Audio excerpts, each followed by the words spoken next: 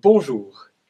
Les enseignes et afficheurs à LED utilisent extrêmement souvent des microcontrôleurs pour les piloter. Voyons de quoi il s'agit. Nous partirons de ce qu'est un système informatique pour comprendre ce qu'est un microcontrôleur. Nous regarderons ensuite les nombreuses familles qu'il existe de microcontrôleurs, puis nous regarderons comment mettre en œuvre un microcontrôleur avec son schéma, avec la programmation. Nous sommes tous familiers avec les systèmes informatiques. Nous en avons dans nos PC, dans nos smartphones, et ils obéissent finalement tous à une architecture de ce type-là, avec un processeur, qui est l'élément qui fait le travail, cadencé par une horloge.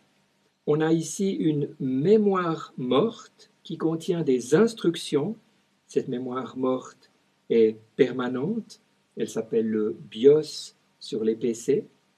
On a ici de la mémoire vive qui, elle, perd son contenu lorsqu'on coupe le courant.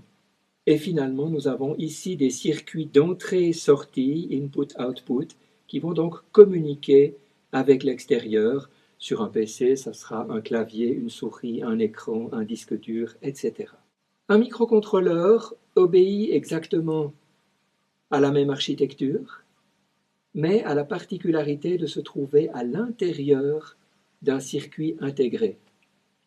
Un microcontrôleur est donc un circuit intégré contenant un petit système informatique. Alors généralement, son processeur est moins performant que le processeur d'un ordinateur individuel. Les capacités de sa mémoire sont plus limitées, mais on a bel et bien cette structure avec des entrées-sorties qui se matérialisent sous forme de broches qui vont permettre de lire et d'écrire des signaux vers l'extérieur. Tout l'intérêt du microcontrôleur, c'est qu'il est petit, qu'il consomme peu de courant et surtout que son coût est extrêmement faible. On arrive souvent à des coûts de moins de 1 euro. Contrairement aux processeurs des ordinateurs, pour lesquels il n'y a que 1 ou 2 ou 3 fabricants au niveau mondial, les microcontrôleurs sont proposés par des dizaines de fabricants qui proposent des milliers de modèles différents. On voit ici le fabricant Microchip avec ses célèbres pics, Atmel qui a développé les AVR dont celui qui est utilisé dans l'Arduino. À noter que ces deux sociétés ont fusionné il y a quelque temps. Ici, deux fabricants européens, NXP, anciennement Philips, hollandais. Ici, ST Microelectronics, qui est issu des projets de microélectronique français et italiens. Ici, un grand fabricant, Texas Instruments américain, qui était présent dès le début des semi-conducteurs. Un autre fabricant, ici moins connu, qui fabrique des jolis microcontrôleurs, Cypress. Les mémoires mortes de ces microcontrôleurs sont des mémoires flash qu'on peut effacer. Elles ont des capacités qui peuvent être très petites, 1 kilo-octet, elles peuvent avoir jusqu'à des mégaoctets, donc une gamme de produits très vaste. De même pour les mémoires vives, on peut avoir seulement quelques octets de mémoire vive et jusqu'à des centaines de kilo-octets. Les broches qui permettent de communiquer avec l'extérieur, il peut y en avoir quelques-unes, 6 sur certains petits microcontrôleurs, des centaines pour d'autres microcontrôleurs. Naturellement, les boîtiers pour tous ces modèles peuvent être très différents. Ici, ce boîtier n'a que 14 broches, il est relativement gros. Celui-là en a davantage, il est plus petit. Celui-là en a encore davantage. Si on regarde en détail, c'est directement sur le boîtier que se trouvent les connexions, et ce circuit intégré est à peine plus gros que le chip, que le morceau de silicium qui le constitue.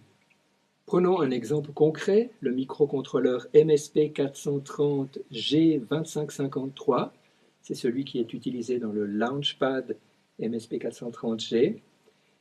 Il est fourni entre autres dans un boîtier dual inline de 20 broches, dont on trouve ici le brochage.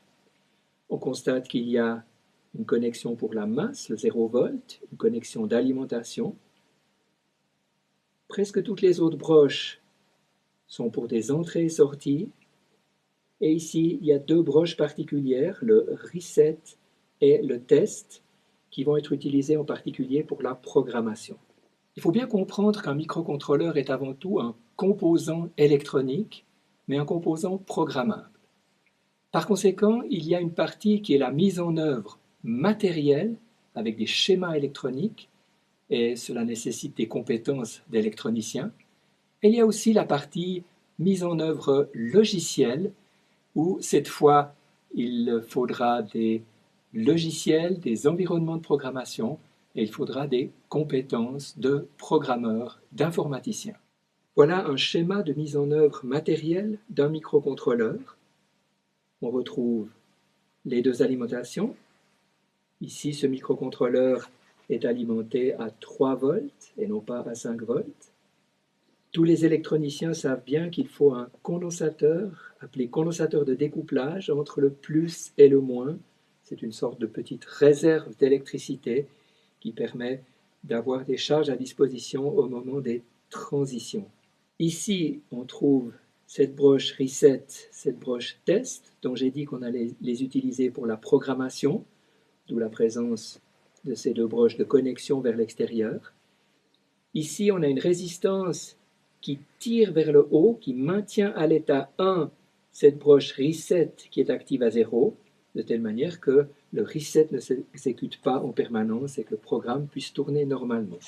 Et finalement, ici, je n'ai mis en évidence qu'une broche d'entrée-sortie sur laquelle on a relié une diode lumineuse, bien évidemment, avec sa résistance de limitation de courant en série.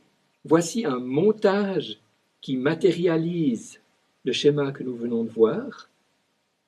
Ça peut vous sembler étrange, vous allez me dire que ça ne ressemble pas à ce schéma, et pourtant, prenons simplement un exemple, examinons cette partie du schéma et regardons sa matérialisation. La broche numéro 2 se trouve ici. Ces 5 trous, comme tous les autres groupes de 5 trous, sont connectés les uns aux autres.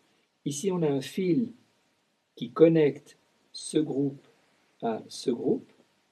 Et on voit bien ici qu'on est connecté sur l'anode de la diode lumineuse. C'est donc bien ce fil-là qui a été réalisé par ce chemin. À la cathode de la LED, on doit être relié sur la résistance. La cathode de la LED va sur la résistance. Et la résistance elle-même est au 0 volt.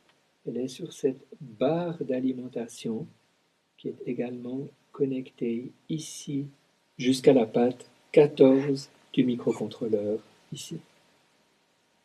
Souvenons-nous de ces deux broches reset et test.